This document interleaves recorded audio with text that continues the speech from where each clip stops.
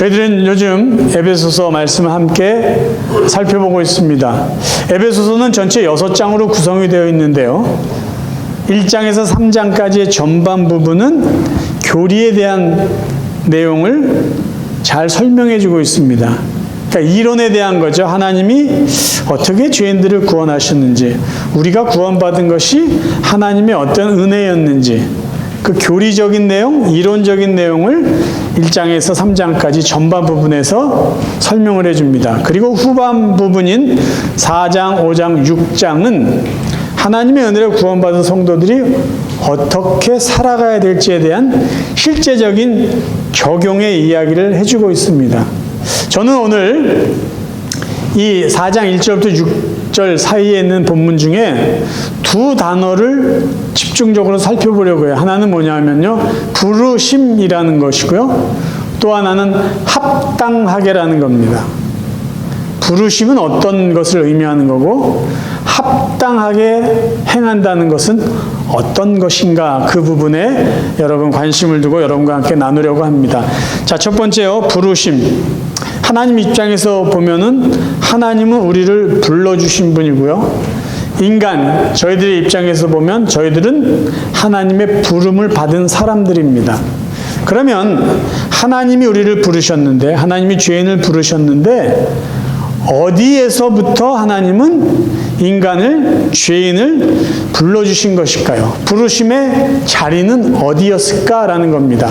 에베소서 2장 3절에 보면 부르심의 자리가 어디인지를 이야기해 주고 있어요. 전에는 본질상 진노의 자녀이었더니 라고 말씀합니다. 그러니까 하나님께 부름받기 이전에 사람들의 상태는 어떤 상태였냐 하면 진노의 자녀였다라는 것이죠. 멸망의 자리에 있었고요, 저주받는 자리에 있었고, 진노를 받아야 되는 그런 상태에 있었던 사람들이라는 것이에요. 그런데 그 자리에 있는 죄인들을 하나님께서 불러주셨다는 겁니다. 종종 사람들은요, 특별히 예수를 그리스도로 믿지 않는 사람들 중에 이런 표현을 합니다. 자기가 봤을 때 하나님은 불공평한 신이다라는 거죠. 하나님이라는 존재는 공평한 신이 아니야 라고 이야기하는 사람들이 있어요. 왜 그러냐고 물어보면요, 이런 대답을 합니다.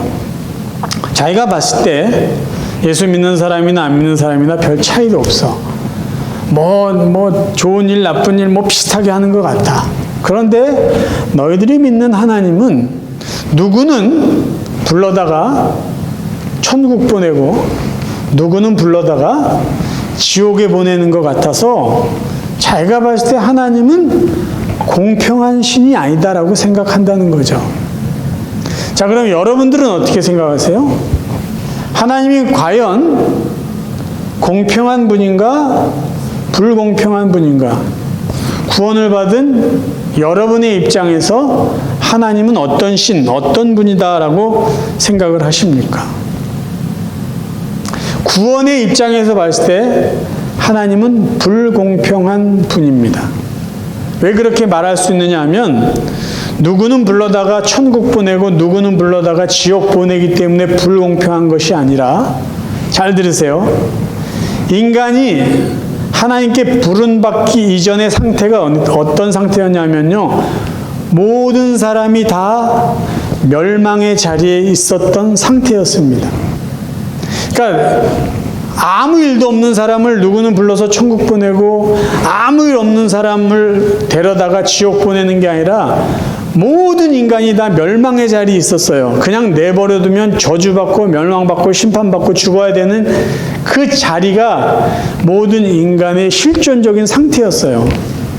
그런데 그런 멸망의 자리에서 저나 여러분들 하나님께서 불러주신 거예요. 그런 자리에서 저와 여러분이 부름을 받아서 하나님의 자녀가 됐습니다. 그래서 구원의 입장에서 하나님을 볼 때는요, 불공평하죠. 구원을 받은 저와 여러분, 하나님께 부름을 받은 저와 여러분은요, 불공평한 사랑, 불공평한 은혜를 받았기 때문에 선택받고 구원받은 것이에요. 그러니까 부르심 자체가 우리가 생각할 때는 공평할 수 없는 하나님의 사랑과 은혜입니다. 그래서 성경은요, 계속 우리에게 강조하는 게 뭐냐면 우리가 구원받은 것에 대해서는 자랑할 것이 없다는 거예요. 우리가 할 것은 그저 감사하는 거고 불공평한 은혜를 받은 것에 대해서 우리의 삶을 통해서 하나님께 보답하는 것, 그거밖에 우리가 할 게 없다라는 것을 계속해서 강조해 주고 있는 것이에요. 그러면 하나님은 우리를 그냥 말로만 불러주신 것일까? 어떻게 죄인들을 불러주셨을까? 그걸 한번 살펴보려고 합니다. 에베소 1장 7절에 보면은 하나님이 멸망의 자리에서 저와 여러분들을 불러주셨을 때 그의 피로 말미암아 죄 사함을 받게 해주심으로 죄인들을 불러주셨다고 말씀해주고 있어요. 1장 7절 그의 피로 말미암아 속량 곧 죄 사함을 받았느니라. 말로 끝난 일이 아니에요. 제가 지난번에 하나님 은혜의 비하인드 스토리를 이야기했어요. 아니, 죄는 내가 졌는데 왜 예수님이 내 죄에 대한 벌을, 죽음을 받았을까요? 그게 은혜의 비하인드 스토리예요. 은혜의 앞모습은 제가 아무것도 한 거 없는데 은혜 받은 거예요. 근데 제가 받은 은혜의 뒤편의 이야기는 예수님은 저 대신 죽었다라는 것이죠. 그게 하나님이 우리를 불러주신 방법이에요. 우리의 죄를 예수님께 짊어지게 하시고 예수 그리스도 안에 있는 의로움을 우리에게 주셔서 우리는 예수님 때문에 의로워지고 예수님은 우리 때문에 죽어주신 거죠.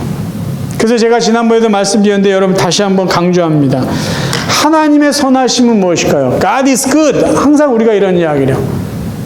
하나님의 선하심은 뭐예요? 우리가 용서받을 자격이 없는 죄인인데 하나님은 그런 저와 여러분을 용서해 주신 거예요. 아니, 받을 자격이 없는 용서를, 받을 자격이 없는 은혜를 우리에게 주신 분, 그분이 하나님이고, 그래서 하나님은 선하신 분이라는 거예요. 그럼 하나님의 은혜를 우리가 어떻게 이야기할 수 있을까요? 우리는 자격이 있는데 무슨 자격이냐면 저주받을 자격이 있는 사람이에요. 멸망받을 자격이 있는 사람이에요. 근데 그 자격을 하나님이 없애주신 거예요. 멸망받고 저주받고 심판받고 죽어야 될 자격이 있는 저희들에게 저주해 주시지 않고 멸망받지 않게 해주시고 살아갈 수 있도록 새 생명을 주신 것, 그것이 바로 하나님의 은혜입니다.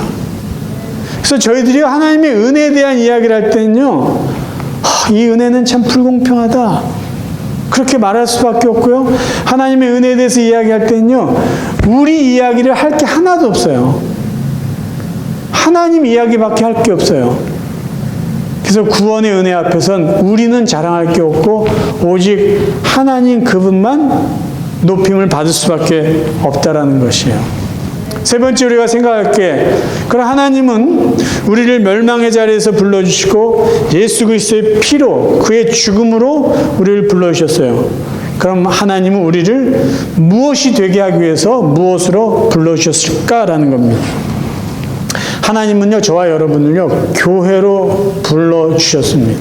교회. 4장 1절에 부름을 받은이라는 이 단어는요, 헬라어 원어로 에클레세테라고 합니다. 근데 이 단어하고 교회라고 말하는 에클레시아의 어근이 같아요. 그러니까 하나님이 우리를 불러주신 것은 교회로 불러주셨다라고 우리가 해석할 수 있다는 것이에요. 이 에클레시아라는 이 교회의 단어의 뜻 안에는 세상으로부터 부르셨다라는 의미가 있어요. 그러니까 하나님이 우리를 불러주신 것은, 우리를 죄인의 자리에서 불러주신 것은 하나님의 교회로 불러주셨다는 말씀입니다. 그래서 우리가 기억해야 될 게 있어요. 아, 나는 하나님의 부름을 받아서 하나님의 자녀가 되었다. 나는 구원받은 하나님의 백성이고 하나님 나라의 백성이다, 하나님의 자녀다라고 우리가 분명히 믿음으로 고백한다면요, 우리가 알아야 될 우리의 정체성이 있어요. 성도의 정체성은 곧 교회입니다. 교회.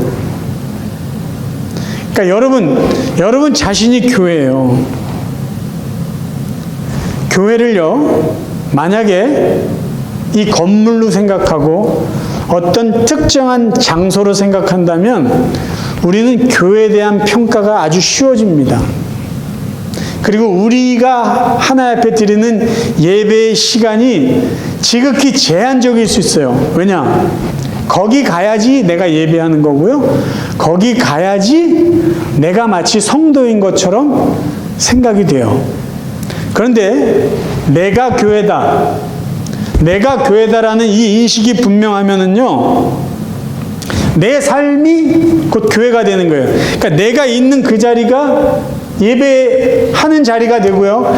내가 있는 그 자리가 기도해야 되는 자리가 되고, 내가 있는 그 삶의 현장이 찬송해야 되는 교회예요. 그래서 여러분, 교회에 대한 개념이 곧 나다라는 이 정체성이 분명해야지 교회를 쉽게 평가할 수가 없습니다. 우리가 가끔씩 이렇게 이야기할 수가 있어요. 교회가 왜 그래? 교회가 왜 이래? 약간 불만 섞인 투로 이야기할 수 있어요. 그 말은 어떤 말이에요? 내가 왜 그래? 이거랑 똑같은 말이에요. 아니, 이 교회는 이렇게 찬양이 미지근해? 그 말은 뭐예요? 아니, 왜 내가 이렇게 찬양을 미지근하게 해? 이거랑 똑같단 말이에요. 아니, 이 교회는 뭐 공부를 안 해? 말씀이 없어? 왜 이렇게 교인들 간에 이렇게 교제가 이렇게 뭐 이래? 그 말은 다르게 표현하면 뭐라고요? 내가 왜 그래? 내가 왜 그래? 내가 이렇게 말씀에 대한 사모함도 없고, 내가 성도 간에 이렇게 뭐 교제하고 섬기려고 하지 않는구나 라는 것과 똑같다는 거예요.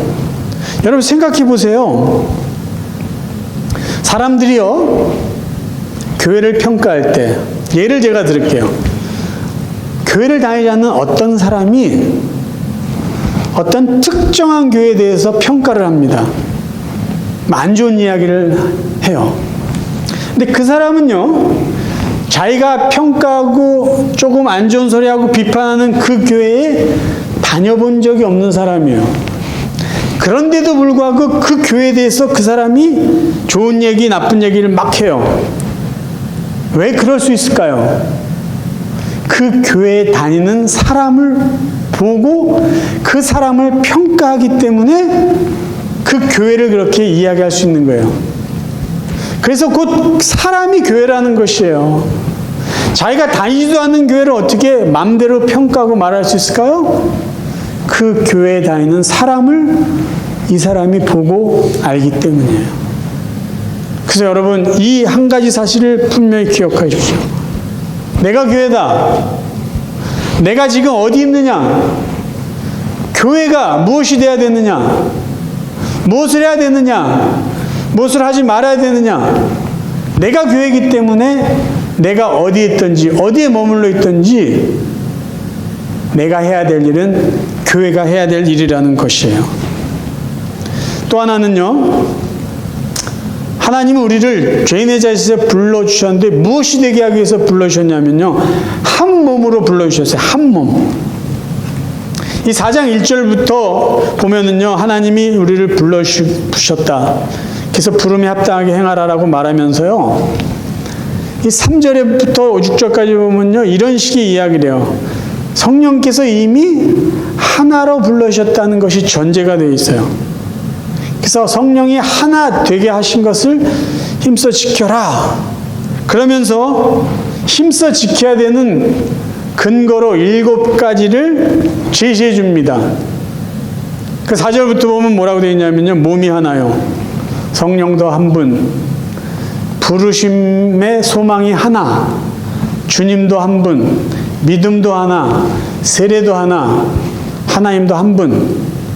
그렇죠? 믿음의 고백으로 우리가 표현하는 세례, 모든 게 동일하기 때문에 하나가 돼야 된다라고 이야기를 해요. 그런데 이 7가지 중에 6가지는 거룩한 거예요. 영적인 의미가 담겨 있어요. 믿음의 대상이에요. 근데 유독 한 가지는 다른 6가지하고 공통점이 없어 보입니다. 그게 뭘까요? 바울이 제일 먼저 언급한 몸이에요. 몸이 하나다라고 제일 먼저 이야기를 합니다. 당신들은 이미 한 몸이라는 거예요. 뭘 이야기를 하려고 자꾸 몸이 하나라는 것을 먼저 이야기하고 있을까요? 에베소서 1장 22절에 보면 이미 바울이 성도들에게 이야기한 것이 있어요. 그건 뭐냐면 예수 그리스도가 교회의 머리라는 거예요. 자, 읽어드립니다. 22절. 또 만물을 그의 발 아래에 복종하게 하시고 그를 만물 위의 교회의 머리로 삼으셨으니 교회는 그의 몸이라. 자, 하나님은 하나님의 백성들을 부르시고 교회로 만드셨어요. 교회로 부르셨죠. 그리고는 이 교회를 한 몸의 개념으로 이해하도록 말씀하십니다. 그래서 교회에 부름을 받은 자들은 교회의 한 몸을 이뤘는데 그 몸을 이루는 머리는 예수 그리스도다라는 것을 바울이 이야기해 주고 있어요. 고린도서 12장 보면은 바울은 교회를 사람의 몸을 비유해서 그림 그리듯이 이야기해 주고 있습니다. 제가 쉬운 말 성경으로 읽어드릴게요. 고린도서 12장 10절. 몸은 하나이지만 여러 지체로 이루어져 있습니다. 또 여러 지체로 이루어져 있지만 한 몸을 이룹니다. 그리스도의 몸도 이와 마찬가지입니다. 유대인이든 헬라인이든 종이든 자유인이든 우리는 모두 한 성령으로 세례를 받아 한 몸을 이루었고 그래서 모두가 한 성령을 마시게 되었습니다. 이게 교회에 대한 그림이에요. 하나님이 여러분을 교회로 부르셨습니다. 그런데 여러분이 교회된 모습은 뭐냐? 그리스도가 머리인 한 몸, 하나의 생명체입니다라는 것을 이야기해 주고 있는 것이에요. 자, 하나님 우리를 교회로 부르시고 교회의 한 몸으로 부르셨어요. 그럼 이 바울의 성도가 교회고 성도가 한 몸을 이룬다라는 이 몸의 개념을 어디서 바울은 얻어냈을까요? 바울이요, 예수님을 만나는 그때 교회는 그리스도의 몸이구나라는 개념을 깨닫게 됩니다. 사도행전 9장, 바울이 부활하신 주님을 만나는 그 장면이에요. 사울이 길을 가다가 다메섹에 가까이 이르더니 호련히 하늘로부터 빛이 그를 둘러 비추는지라. 땅에 엎드려져 들음에 소리가 있어 이르시되 사울아 사울아 네가 어찌하여 나를 박해하느냐 하시거늘 대답하되 주여 누구시니까 이르시되 나는 네가 박해하는 예수라. 제가 질문 드릴게요. 예수님이 이 땅에 계실 때 예수님과 바울이 서로 만난 적이 있습니까? 없습니까? 없어요. 거의 동시대에 살았다고 볼 수 있지만 한 번도 예수님과 사울, 바울은 직접 만난 적이 없어요. 그런데 부활하신 예수님이 강한 빛으로 사울을 찾아오시면서 이렇게 말하시는 거죠. 사울아 사울아 네가 어찌해서 나를 박해하느냐라고 말합니다. 그러니까 사울도 조금 황당했어요. 그래서 그러니까 뭐라고 물어보냐면 주님 당신 누구십니까? 이렇게 물어봐요. 근데 예수님이 대답하시기 이렇게 이야기해요. 나는 네가 박해하는 예수다라고 해요. 그 순간에 이 생각이 복잡했을 거예요. 그러면서 순간 깨달아지는 게 있었겠죠. 자, 보세요. 사울은 예수가 하나님의 아들이다, 예수가 나의 구주다라고 믿는 그리스도인들을 박해했어요.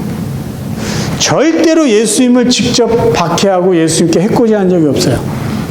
그런데 예수님은 뭐라고 대답하시냐면 네가 박해하는 그 성도가 곧 나다라고 말하는 것이에요.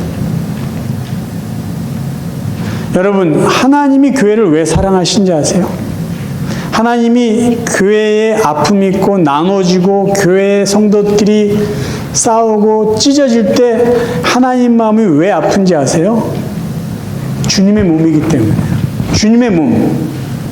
왜 우리가 교회를 위해서 섬겨야 되고 교회를 위해서 양보해야 되고 교회를 위해서 헌신해야 되고 교회를 사랑해야 되느냐?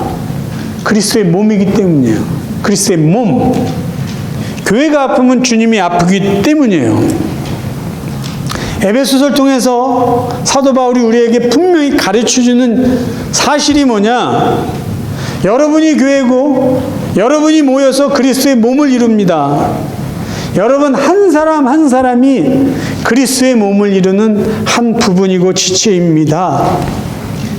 그 이야기를 하고 이제 계속해서 그러니까 여러분들 합당하게 행하십시오 이렇게 이야기하는 거예요. 그럼 합당하게 행하라는 말이 뭘까요? 합당하게 행하라. 그러니까 쉬운 성경으로 4장 1절을 읽어드릴게요. 하나님께서는 여러분을 그의 백성으로 부르셨으니 하나님의 백성답게 살아가시기 바랍니다. 합당하게 살라는 건요, 하나님의 백성답게, 하나님의 백성에 걸맞게, 은혜 받은 사람답게 살라는 말씀이에요. 그래서 계속해서 이어져서 하는 말이 그거예요. 백성답게 살기 위해서 어떤 모습이 드러나야 되느냐? 겸손하고 온유하고 오래 참고 사랑하고 용납하고 평안해라. 그것이 하나님의 백성답게 사는 모습이다라는 것이 오늘 본문에서 우리에게 도전해주고 가르쳐주는 말씀입니다. 자, 우리가 합당하게 하나님의 은혜 받은, 하나님께 부름받은 하나님의 백성, 하나님의 자녀답게 살아야 되는 이유 두 가지를 말씀드릴게요. 그 이유 첫 번째는요, 저와 여러분 우리 모두가 하나님께 부름받아서 구원받은 것은 전적인 하나님의 은혜이기 때문입니다. 자, 2장, 에베소 2장 제가 읽어드릴게요. 너희는 그 은혜에 의하여 믿음으로 말미암아 구원을 받았으니 이것은 너희에게서 난 것이 아니요 하나님의 선물이라. 행위에서 난 것이 아니니 이는 누구든지 자랑하지 못하게 함이라. 저와 여러분이 구원의 이야기할 때 우리 이야기는 그 구원의 이야기에 끼어들 곳이 없잖아요. 할 말도 없잖아요. 왜? 하나님이 다 하셨으니까. 그래서 성경이 말해요. 우리가 한 것이 없기 때문에 자랑할 것도 없다. 그러니까 우리가 백성답게 사는 모습이 뭐예요? 겸손해야죠. 잘난 체 할 거 없잖아요. 온유해야죠. 다른 사람도 나처럼 똑같이 하나님이 존귀하게 여겼으니까 온유하고 참아주고 사랑하고 용납하고 서로 화평해라는 말씀이에요. 하나의 은혜로 구원받았으니까, 우리 한 게 없으니까. 또 하나는요, 저와 여러분 우리가 하나님께 부름받은 것은요, 이방인이고 유대인이고 구분하지 않고, 그전에는 차별이 있었고 벽이 있었는데 하나님이 예수님의 죽음을 통해서 그 벽을 다 허물고 그리스도 안에서 하나가 되게 해 주었기 때문이에요. 지난주에 제가 말씀드렸죠? 예루살렘 성전? 울타리가 있잖아요. 그건 사람을 차별하는 거예요. 사람을 구분 짓는 거예요. 교만한 모습이에요. 근데 예수님의 죽음은 그 벽을 허문 거예요. 에베소서 2장 13절 14절이요. 이제는 전에 멀리 있던 너희가 그리스도 안에서 그리스도의 피로 가까워졌느니라. 어떻게 가까워졌어요? 그는 우리의 화평이시니라. 둘로 하나를 만드사 원수된 곳 곧 중간에 막힌 담을 자기 육체로 허시고. 이방인 헬라인을 구분해 놨던 원수처럼 담을 쌓아놓은 걸 허물어 드시고 하나가 되게 하셨어요. 그러니까 뭘 미워하냐? 그러니까 뭘 자꾸 정죄하냐? 하나님 안에서 다 하나다. 우리는 원수가 아니다. 겸손하고 온유하고 한 번 더 참아주고 용납하고 사랑하고 화평해라. 그것이 구원받은 하나님의 백성답게 사는 모습이라는 거예요. 백성답게 사는 이 덕목이 6가지인데요. 성경에서는 주로 이 6가지 이 성품을 계속 강조를 해요. 근데 여러분 보십시오. 겸손, 온유, 오래 참음, 사랑, 용납, 화평케 하는 이거는요, 세상에서는 절대로 강조하지 않는 성품들입니다. 그쵸? 세상은요, 겸손하고 온유한 사람을요, 무능한 사람처럼 취급해요. 왜 참냐고 그래요. 왜 참냐고. 아니 할 말도 못하고 사냐고 그렇게 이야기하잖아요. 야, 사랑할 만한 사람을 사랑해라 이렇게 이야기. 세상은 그렇지만 성경은 우리에게 그렇게 살지 말라고 그래요. 사랑해라, 온유해라, 겸손해라. 그거 왜요? 아니 우리가 그런 은혜를 받았으니까, 그런 은혜를 받고 교회가 됐으니까, 그리스도의 한 몸이 되게 해주셨으니까 우리는 그렇게 살라는 것이 성경이 우리에게 가르쳐주고 도전하고 권면하는 내용이에요. 제가 말씀 준비하면서 6가지 성품을 가만히 생각해 보니까 공통적인 특징이 있더라고요. 6가지의 특징은 뭐냐면요, 할 수 없어서 못하는 게 아니라 할 수 있는데 안 하는 것들이에요. 겸손한 사람은요, 겸손할 수밖에 없어서 겸손한다 이 표현이 어울리잖아요. 겸손한 사람은요, 잘난 게 있는 사람이 할 수 있는 게 겸손이에요. 온유한 사람은요, 할 수 없어서 나약하게 사는 게 아니라 힘이 있고 능력이 있지만 그 힘을 절제하고 통제할 수 있기 때문에 온유한 거예요. 오래 참는 거요, 참을 수 없는 상황이지만 내가 참는 거죠. 사랑도요, 진짜 사랑은 사랑하기 힘든 사람을 사랑하는 게 진짜 사랑이잖아요. 그러니까 이 6가지 성품은요, 내가 하지 못해서 할 수 없이 해야만 되는 게 아니라 내가 다 할 수 있지만, 뭐든지 다 할 수 있지만 상대방을 위해서 배려해 주기 때문에 내가 절제하고, 공동체의 유익을 위해서 내가 참고 내 스스로 통제하는 아름다운 성품들이라는 거예요. 그렇게 살아가는 게 하나님께 부름받은 하나님의 백성답게 사는 모습인 것이죠. 말씀을 정리합니다. 사도 바울이 우리에게 말해주는 교회는 무엇입니까? 우리가 교회라고 이야기했어요. 그럼 우리는 누구예요?